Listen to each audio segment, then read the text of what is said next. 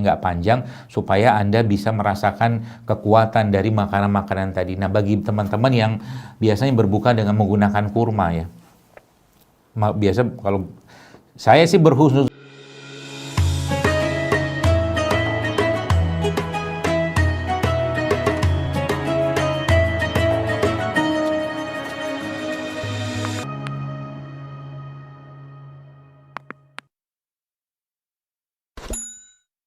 panjang supaya Anda bisa merasakan kekuatan dari makanan-makanan tadi. Nah, bagi teman-teman yang biasanya berbuka dengan menggunakan kurma ya. Biasa kalau saya sih berhusnuzon Anda berbuka dengan kurma bukan gorengan. Husnuzonnya saya. Ya, husnuzonnya saya. Ya. Nah, tapi kalau pakai gorengan ya serahlah. Itu urusan masing-masing. Tapi maksud saya begini. Rasulullah SAW disebutkan dalam sebuah hadis, dalam sebuah riwayat lah ya, seperti itu pernah memakan kurma itu dengan mentega. Tapi mentega zaman dulu kan mentega berasal dari lemak hewan yang kita sebut sekarang dengan butter. Jadi ternyata kurma itu kan karena kandungan kurma itu sangat tinggi gulanya, ketika dia dikombinasikan dengan butter, dengan lemak hewan yang sehat, nanti cari butter yang grass fat ya, grass fat butter tuh banyak yang jual tuh. Jadi Anda makan kurmanya dicoel pakai itu akan memberikan kekuatan yang sangat luar biasa ke tubuh. Nah, tambah lagi biasanya saya kalau sudah kayak begitu, saya cocol sedikit sama garam mineral ya, garam mineral non rafinasi. Habis itu minum air udah powerful atau mungkin sangat kuat tubuh kita. Itu salah satu caranya kita untuk memberikan asupan yang terbaik untuk tubuh kita. Habis itu ngapain? Makan buah saja. Nanti kalau Anda pengen makan yang ya berat atau seperti itu, tentunya kita coba mulai kurangi karbo-karbo dalam tubuh kita. Sehingga apa? Yang diasup lebih banyak adalah sayuran-sayuran dan protein atau ya baik protein hewan atau protein nabati. Itu caranya kita untuk memperkuat tubuh kita selama Ramadan. Dan ditambah lagi nanti dengan asupan-asupan asam amino.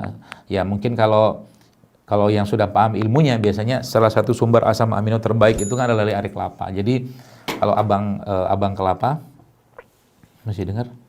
Ya, kalau abang kelapa jualannya pakai bahasa ilmiah, maka jual asam amino asli dari Allah gitu kan. Kalau dia pakainya itu, karena isi kelapa itu kan asam amino sebenarnya. Baik kelapa muda ataupun kelapa tua. Kalau bisa dapat kelapa tua itu tidak masalah, bagus saja. Kalau saya ini salah satu tipsnya saya. Kalau minum air kelapa itu saya mencari air kelapa yang dagingnya tebal, tapi kelapa muda ya, kelapa muda yang dagingnya tebal. Kenapa? Kayak ada soda-sodanya. Itu senang banget saya. Dan minum itu tuh rasanya tuh lebih enak ke tubuh saya. Ya, jadi nggak usah ngantri beli kelapa muda yang lembut-lembut itu. Cari aja kelapa tua. Bukan kelapa tua. Kelapa tua yang buat santan tuh kelapa tua. Tapi ini kelapa muda yang dagingnya udah tebel banget. Nah itu biasanya saya sudah dapat ilmunya. Kalau diketok, dia nggak bergetar. Sudah tahu saya ilmunya.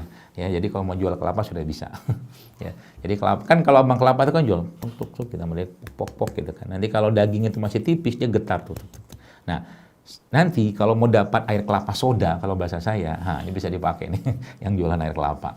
Ya, itu kelapanya kalau diketok-ketok dia kayak nggak bergetar gitu, nggak menyebar. Itu biasanya sudah itu daging itu sudah keras. Itu salah satu kelapa yang saya sangat suka. Kenapa saya sangat suka? Karena ada seperti sensasi soda di situ. Ya, jadi kalau minum itu rasanya beda sama kelapa yang masih menyebar itunya tuh kalau diketok-ketok. Ya, itu salah satu caranya. Ya, itu nikmat sekali teman-teman sekalian. Dan itu kalau Anda lakukan selama puasa, kelapa itu subhanallah ya, salah satu sumber asam amino yang sangat luar biasa yang fungsinya juga untuk mendetoksifikasi. Makanya zaman dulu kalau kita tahu ya, kalau orang tua itu ada yang keracunan atau apa, dulu kan keracunan itu ada yang salah minum atau apa gitu kan, minum obat nyamuk tuh. Dulu kan zaman dulu ada tuh minum obat nyamuk. Ya, itu kan salah satu indikasi kan. Kalau sekarang kan biasanya dikasih susu apa itu kan, susu kaleng. Kalau dulu itu bisa pakai air kelapa untuk mengeluarkan itu. Jadi kelapa itu sebenarnya anti racun yang sangat luar biasa. Tapi jangan kasih perasa. Ini kelapa dikasih flavor kelapa original, ada kelapa rasa jeruk, kelapa rasa alpukat segala macam, sehingga kelapa tidak original lagi. Itu bukan itu yang saya maksud. Jadi kalau Anda tetap pengen minum air kayak saya seperti penjual kelapa. Jadi saking semangatnya menyampaikan produk ciptaan Allah gitu kan, subhanallah, apalagi untuk orang-orang yang berpuasa. Jadi kelapanya itu teman-teman, Anda boleh kasih madu atau peres jeruk ya, atau kasih jeruk nipis atau jeruk biasa ya, atau mungkin yang punya alpukat, ambil alpukat, masukin alpukat, itu Masya Allah ya, Masya Allah, enak sekali itu ya. Dan itu memberikan kekuatan untuk tubuh kita ya. Tambahkan garam sedikit. Biasanya abang-abang kelapa edisi lama biasanya udah tahu tuh, air kelapa tuh biasanya masukkan garam sama dia. Ya supaya nggak terlalu asam untuk tubuh kita dan tubuh kita nggak berat mencernanya, atau mungkin asam lambung kita nggak kaget. Karena biasa ada orang kan habis minum air kelapa ada yang sakit perutnya, sakit lambungnya, ya, atau mungkin habis itu keliengan juga bisa. Itu salah satu solusinya dikasih garam, ya. Tapi garam yang sehat ya seperti itu. Jadi kebayang ya. Makan kurma, campur butter, campur garam sedikit, habis itu minum air kelapa atau air putih, makan buah sedikit, Masya Allah, itu sudah sangat-sangat enak dan lezat ya, Masya Allah. Saya kemarin berbuka dengan teman-teman yang mereka yaitu kelompok itu ya, KPG, kelompok pecinta gorengan ya, saya sebutnya itu. Saya berbuka dengan mereka. Dan saya sudah tahu nih kalau saya buka sama mereka pasti siapinnya yang gitu-gitu aja. Akhirnya saya ambil jurus ya. Jurus saya siapin semua bukanya, saya beliin buah-buahan, saya beliin kelapa, bahkan kelapa yang sudah pakai agar-agar itu yang dalam batoknya itu dan buah-buahan semua itu dia makan. Semua gitu kan, subhanallah ya. Apa yang terjadi teman-teman sekalian? Kenyang dia. Ternyata bisa kita makan gak pakai minyak, gak pakai tepung, dia bilang. Masya Allah ya. Jadi saya berhasil ya membuat mereka terkecoh. Ternyata makan sehat itu juga enak gitu kan. Tidak seperti bayangkan orang, kayaknya dunia itu hampa sekali tanpa produk tepung yang digoreng gitu kan. Nah, seperti itulah ya. Dunia hampa dan aku nelongsong ya kalau bahasa Jawanya gitu ya. Padahal biasa aja lah gitu kan.